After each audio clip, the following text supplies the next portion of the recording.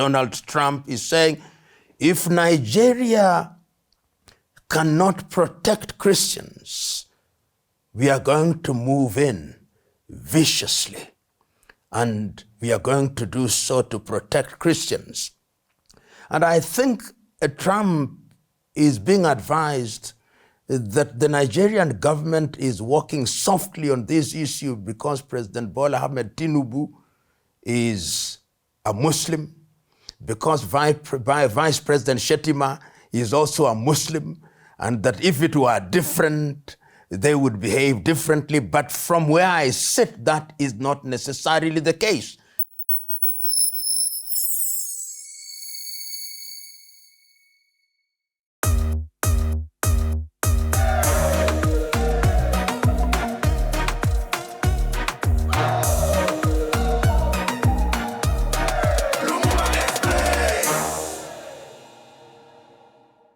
The situation in Nigeria must be understood from a historical context. And that history gives you a Nigeria which, when the North and the South came together, there was what could be described as the Muslim North, and for want of a better term, the Christian South, or largely Christian South. But remember, there are also other African religions, but that is the preferred definition.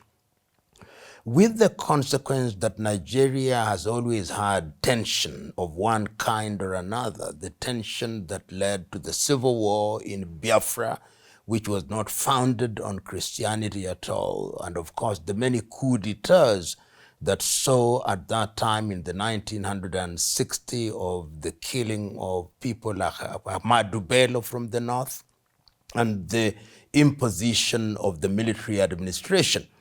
But to come to more recent history is that there are elements within Nigeria in the north, and this came to the fore in the year 2009 with the formation of what is now popularly known as Boko Haram by Yusuf Mahmoud. When Yusuf Mahmoud formed Boko Haram at that time, there were a number of things that were defining the philosophy. And remember that the version of Islam that he propagated is Salafism. And Salafism is a sect of Sunni Muslim. And their argument was that they want to restore Nigeria to the original Islam as was practiced by the Prophet Muhammad, peace be upon him. When that happened in 2009, of course, Muhammad Yusuf was arrested. And when he was arrested and he died in jail, he became a martyr.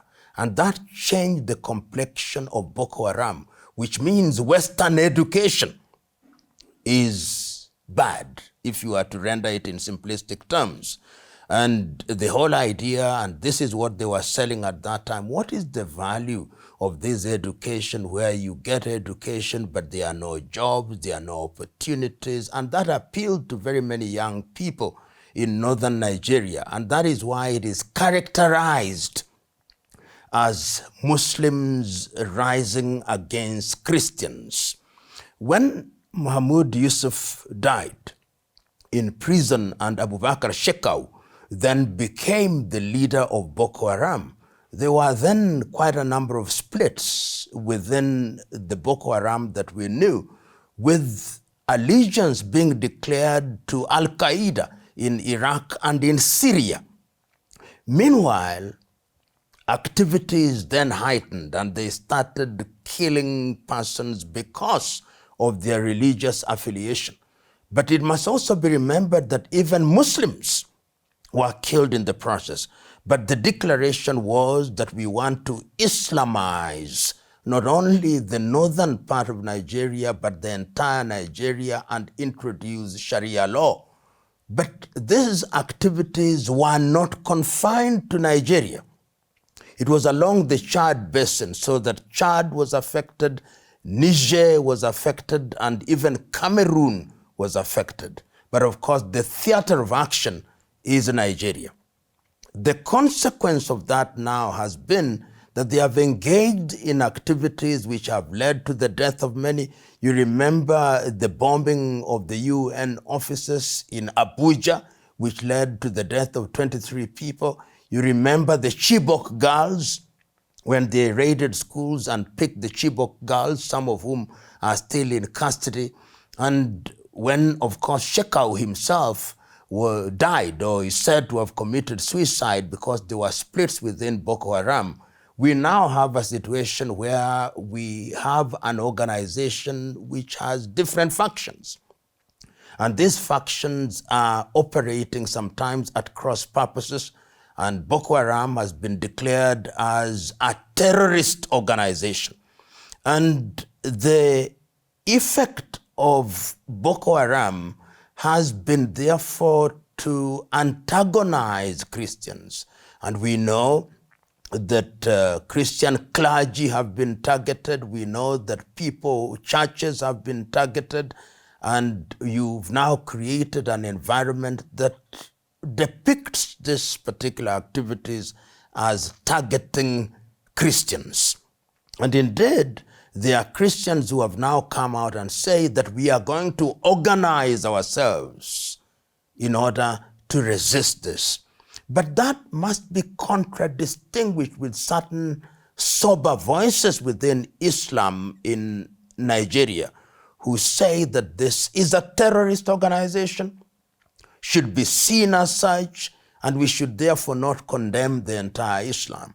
But as the saying goes, bad news spreads faster than good news. So what do we have in the popular media?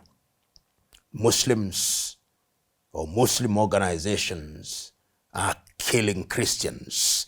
What is the reaction from different people? Let us resist them. Let us resist what has been described in different quarters as the Arabization and Islamization of Africa. And this is the context in which we now find Nigeria being a point of reference from no lesser space than the United States of America. The United States of America, through the President Donald Trump, is saying, if Nigeria cannot protect Christians, we are going to move in viciously, and we are going to do so to protect Christians. And I think Trump is being advised that the Nigerian government is walking softly on this issue because President Bola Ahmed Tinubu is a Muslim, because Vice President Shetima is also a Muslim, and that if it were different, they would behave differently. But from where I sit, that is not necessarily the case. And these are individuals who are known to me. My own view is that you are dealing with an organization which is out of control, which is engaged in unconventional warfare, and is not going to be easy to defeat them, because they are not your regular army wearing army uniform. They are not arranged and organized in battalions and brigades. They could be somebody who is walking in the street and propagating their agenda. They hit when you don't expect, and they hit what you don't expect. Even when you say you are going to bomb them, who are you going to bomb? Where? In which location are they crowded that you'll bomb them and finish them? These are the questions must be called into question. And you can see and hear the reaction of President Bola Ahmed Tinubu, and by extension the Nigerian government. They reacted by saying they welcome the United States of America to help them fight Boko Haram. That is the situation as it is. What is happening diplomatically, we may not know. But you've seen a world where there is a new hegemon who believes they are going to fight for Christianity anywhere and everywhere. That is the situation as it is now.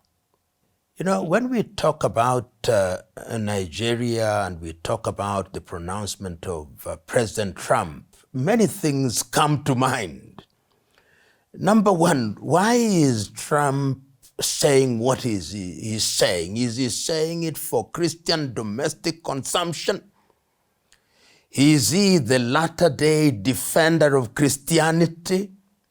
And what I'm saying is a matter of speculation, and I think he's addressing many audiences.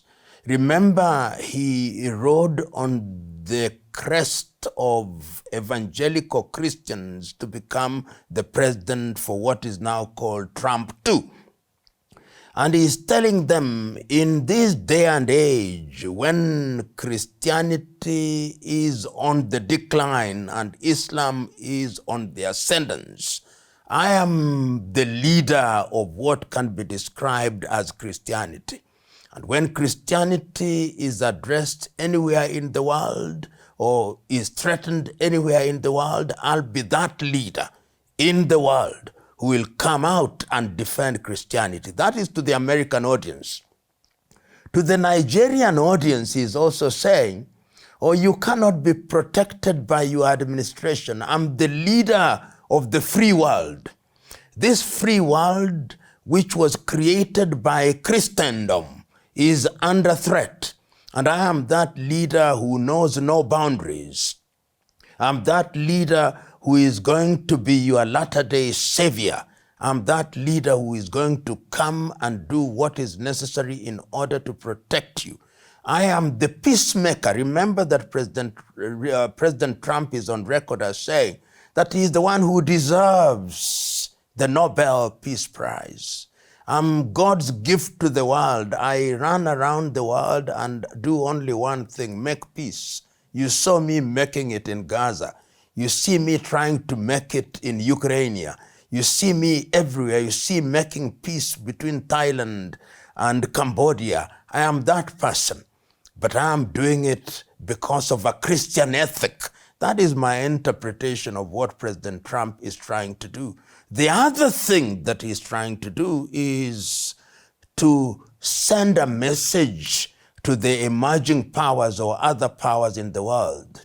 He's sending a message to China, sending a message to Russia, sending a message to the BRICS world. Remember, you may make a claim to New World Order, but from where I sit, there is only one order, and that order is the order as dictated by the United States of America. And if anybody were to doubt that interpretation, just listen to him during his address to the UN General Assembly when he is disparaging the UN and almost saying that the UN is good for nothing. And therefore, the only people and the only country that you can rely on is the United States of America. This United States of America, which is great, this United States of America that has military prowess, this United States of America, which is an economic giant, the only one that you can rely on. So these messages are, in my view, coded, addressing different audiences and lending themselves to different interpretations. And when you do that, then you confuse your enemy and you become mysterious to your enemies, real and perceived. And in the Nigerian situation, I think that is exactly what he's doing. And remember that President Trump has deliberately renamed the Department of Defense as the Department of War.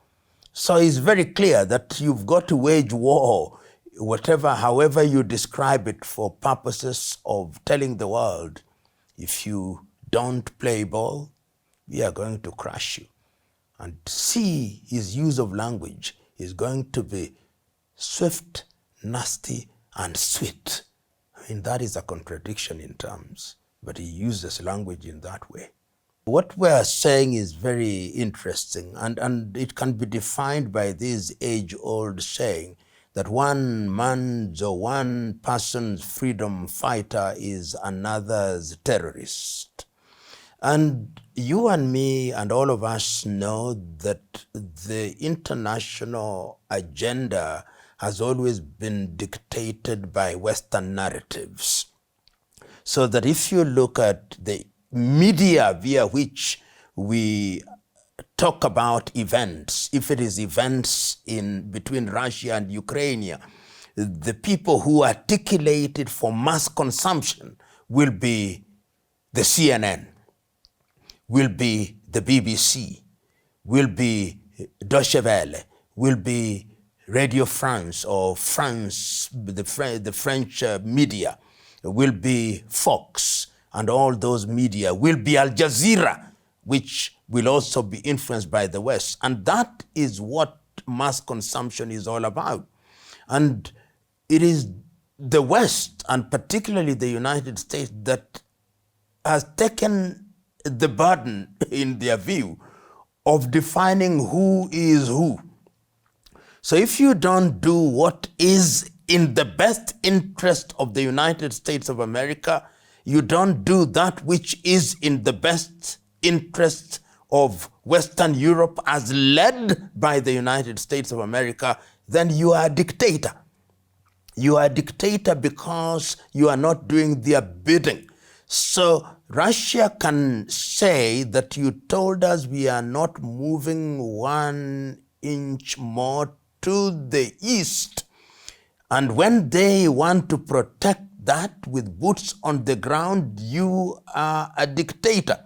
And that is not to be compared with what happened in the 1960s when the Russians, at the invitation of the Fidel Castro government, invited the Russians, and the Americans said, you cannot have Russian military hardware 90 kilometers away from the American shoreline. So it is the bullies always have their way, and they tell you what is right and what is wrong. That is the position in which we are. You and me have recently seen, those of us who are listening to this, who have seen what is happening in the United States of America, that there were riots or demonstrations throughout the United States of America in which Americans came out and said, no kings. And what were they saying? That their president appears to be governing through fiat, executive fiat. He's fighting everybody on site. He's fighting universities. He's fighting the military. He's fighting everybody on site. But yet, in popular media, even media that is not ordinarily pro-Trump like CNN, are reluctant to label him a dictator. Fox, of course, will never allow him to be labeled a dictator, and even Western media will never label him a dictator. But you in Russia try to do that. You in China try to do that. You in Brazil try to do that. You in Nigeria try to do the same thing. You are a dictator who ought to be removed from office sooner rather than later. The narrative is defined by the United States of America and the European Union. And you can see how quick these institutions are normally inclined towards issuing statements about things. Sometimes they don't even understand, sometimes they don't know, but they are quick to issue this statement and that statement and to condemn and say how they are going to interfere when it serves their interest. So it is still true, as this cliche goes, that international politics is still governed by the law of the jungle and through gunboat diplomacy. And that is what is happening. The weak are dominated, the strong dominate and define the agenda. You know, when I heard this statement that the United States of America has issued a statement that if the Boko Haram continue to kill Christians, America is going to invade Nigeria, I asked myself a number of questions. Number one, in which specific territory does the Americans believe that there is a group of people called Boko Haram, so that if you send your tomahawks there, you eliminate them? Number two, have they consulted the government of the Federal Republic of Nigeria and agreed with them that we need assistance in terms of intelligence and that therefore this will be a coordinated strike? Number three, have you understood what Boko Haram is all about, and have you understood the history of Boko Haram and that this is an ideology? And I asked myself a foundational question: have the Americans not learned that as they were told by the Afghans several years ago, that you have the watch, but we have the time. Have they not learned from Vietnam that you can never defeat these people who are ideologically inclined?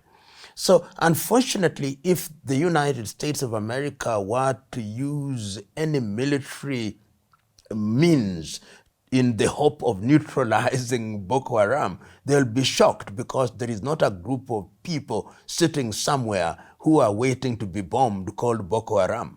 Boko Haram, I believe, are individuals who are embedded in families. It is an ideology. It will metastasize like cancer. So it is something that I believe ought to be rethought. And I hope that the government of the United States of America will do that which is good and right, to consult with the administration of the Federal Republic of Nigeria and ask them if they need assistance. And if they need assistance, the kind of assistance that they need. If they need intelligence, let them be the ones that define what kind of intelligence. Otherwise, this nuclear approach to killing a mosquito or killing a tortoise, as it were, is one that will be met with utter defeat and utter regret. And if there was any doubt, see what has happened to Libya. If there was any doubt, see what happened to Syria. The irony of the world today is that there is a word that is bandied around which means, and which is called democracy. As I grow older, I'm very reluctant to use the word democracy, because the version of it that we use in most of the world is one that is defined to us by Europe and America. And I think in the United States of America, it's Abraham Lincoln who defined it, I think in a quite a sober manner at that time, a government of the people, by the people, and for the people. Understood in that sense, and even if you translated it in every language, it is innocent. But over the years, democracy has changed its meaning to mean what America wants countries to do, what Europe wants countries to do. I prefer to use the much broader word good governance or governance. But let us settle, for the sake of Venezuela, to think about democracy as has been defined to them by the United States of America. Remember, the United States of America, in its silent and even public statements, believes that the entire region in Latin America is their backyard. And because it is their backyard, the people and the leadership must do what they want.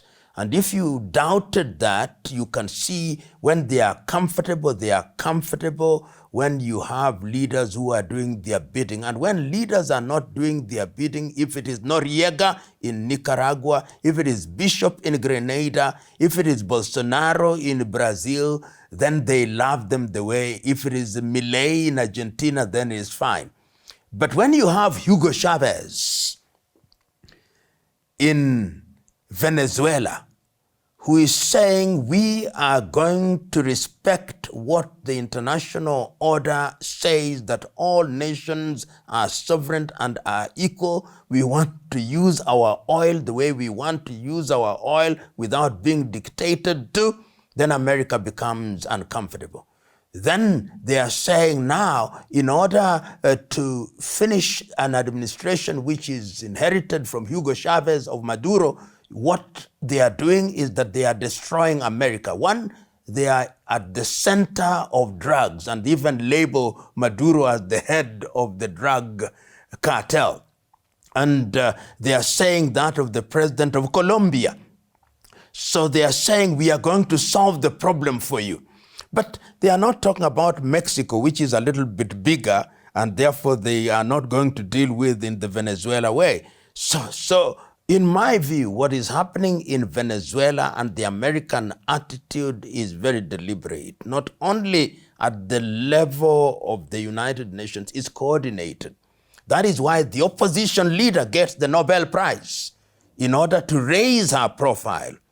That is how the Americans then, in a very coordinated fashion, are also saying that they are at the head of a drug cartel. That is why they are saying we are now deploying CIA into Caracas. We are deploying CIA on covert activities and overt activities. What is the whole idea? We want regime change. They want somebody else to replace Maduro. And you can see the marshalling of military arsenal in the Caribbean Sea with a view to, is pure classical gunboat diplomacy, to tell Maduro, if you don't leave, we are going to help you out. And that is the kind of democracy that America plays about it. So democracy is also very nuanced. It has different meanings. It means that if you are a little country, democracy means doing what America wants you to do. That is what democracy means, what Europe wants you to do. When they blow the whistle, you wag your tail. Then you are a Democrat. Then you'll begin to get awards. Then you'll be invited to the Oval Office and possibly be made to sit and appear to sign. Then you'll have a press conference with the President of the United States of America. You'll be interviewed by Fox. Then you become a hero. That is democracy a la Trump. What is happening in the Caribbean is almost unprecedented. When you see a power such as the United States of America very undiplomatically saying, one, that we have operationalized CIA within Venezuela. We have moved our military assets in the Caribbean Sea. Without being paranoid, what is being projected and telegraphed is that we are ready to put boots on the ground. And the reason why we actually were allowing the CIA to operate is to tell us where to hit, so that before we get boots on the ground, we soften the ground. And it is very easy in a country that is divided to create an environment where the leader runs away. Because once you create an environment that makes it unsafe for Maduro and the people around him to feel uncomfortable, then they run away. And when they run away, then there is a vacuum. And once there is a vacuum, then America can fill it with whoever you want. Remember, at one time, there was even an attempt at creating a government in exile. So you can very quickly have Maduro out and bring in people to say, you are now the ones that are going to be in charge of Venezuela. And once you're in charge of Venezuela, the great old America will give you the necessary support as you go through transition. I'm not saying that that is what will be the case, but these are scenarios that I believe everybody, even in Caracas, must be thinking about the possibilities. And even those who say that they are supporting Venezuela would not want to get into that space, because the nature of these wars is that if you get into those spaces, you are stuck in mud for a long time. Who wants to be stuck in mud? You know, over the years, there have been allegations that many of these organizations that became monsters were financed by people who thought they could use them. So when you hear people saying that certain Western agencies financed Osama bin Laden in his early days, financed Boko Haram, financed all these organizations, we must be very slow to say they don't. We must be very slow, because the way the world works is that things are more complicated than we see on the surface. But as Frankenstein once said, you create a monster and then you lose control of the monsters. So they start as little embryos Once they become monsters, then they acquire a life of their own, and you can no longer control them. They metastasize and acquire different life, different ideologues. So it is quite possible that that is happening, and indeed has happened before. And many times we know that fifth columnists are introduced, particularly by Western intelligence agencies, for purposes of torpedoing that which is good in different parts of the world. So you never know. Never be quick to say it is not happening. Be very slow in the knowledge that the imperialist works in very unique ways. You know, when you talk about drug trafficking in Latin America, somebody posed a very interesting question. He says, but why don't you persuade Americans not to take drugs? Of course, that is an interesting response to it. But the other thing is that the demand and supply side there are things that are tied in the hip like Siamese twins. But the reality is that these cartels are to be found in Mexico, the Escobars of this world, the bigger people in Colombia, in Mexico, in Venezuela, as we know. And the reality is that Venezuela is a soft target. Is a soft target because we now know beyond peradventure that some of the people whose boats have been struck are fisher people. They are not drug dealers. And that this extrajudicial killing is without basis. What one would do in ordinary circumstances, given the Americans' dominance on the sea, is to arrest these individuals. You arrest them and bring them to the United States of America for purpose of being tried. But in the case of Venezuela, I think a number of things are designed to be achieved. That you have Maduro here, who is a leftist, and is seen not to be playing ball with the United States of America. You have Lula in Brazil, who is at the heart of BRICS, which is trying to impact negatively the dollar and American economic hegemony. So how do we start? By sending a clear message to everybody in Latin America: if you don't play ball, we are going to deal with you with the way we dealt with Venezuela. And remember, the oil deposits in Venezuela and the geographical location in Venezuela is also very important from a geostrategic standpoint. Therefore, America would want to see some kind of lapdog, some kind of poodle of leadership in Venezuela, to have comfort that that area, and by extension the Caribbean, is under their control.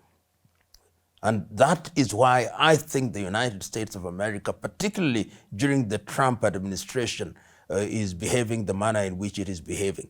And when Trump says, "Make America great again," and is telling the world we are looking inward, I think there is also a sense in which he wants to project America as the dominant power. And if you don't restrict my examples in thinking about this issue, look at their recent statement in the ASEAN meeting. Is telling the ASEAN, make sure that China does not dominate. And that message is reverberating.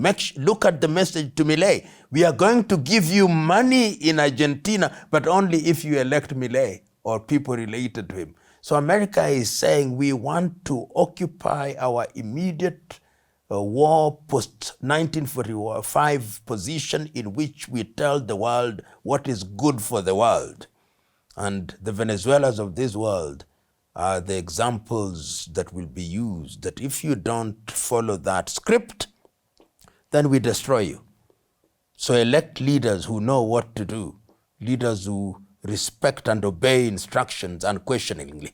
That is, I think, the message that is being sent by the current administration in the United States of America. Today, the world is very complicated, and we are in a space which is with precedent.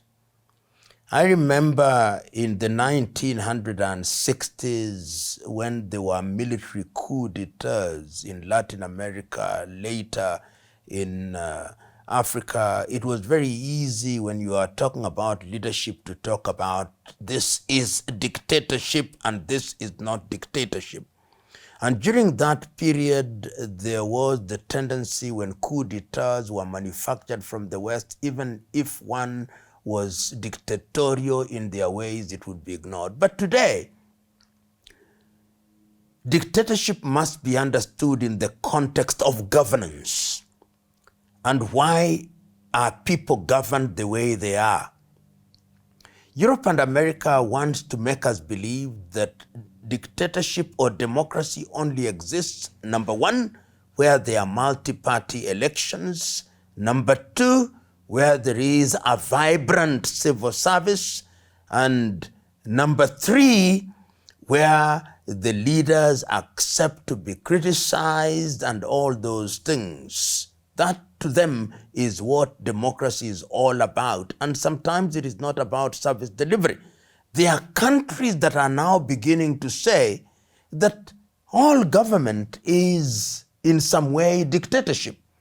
A dictatorship that we have allowed to be done in a constitutional manner. And I'm using the word dictatorship here very deliberately because governments are instituted amongst men to midwife delivery of services. And if we have a government that does this, you label it dictatorship all you want, but we accept it. You can see that in the case of Rwanda, for example. You talk to the ordinary Rwandese, they'll tell you, but they are delivering electricity, they are delivering water, they are delivering on education, so why are you calling them dictatorship?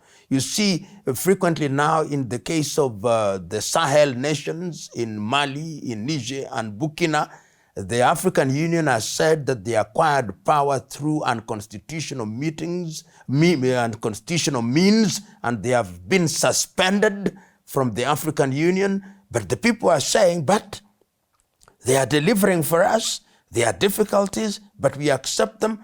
So I believe that the problem we have in the world today is that the West is still stuck in this superiority complex, which makes them think that they are the ones who ought to tell the world what the world ought to do. You hear, for example, the West saying that China is a dictatorship.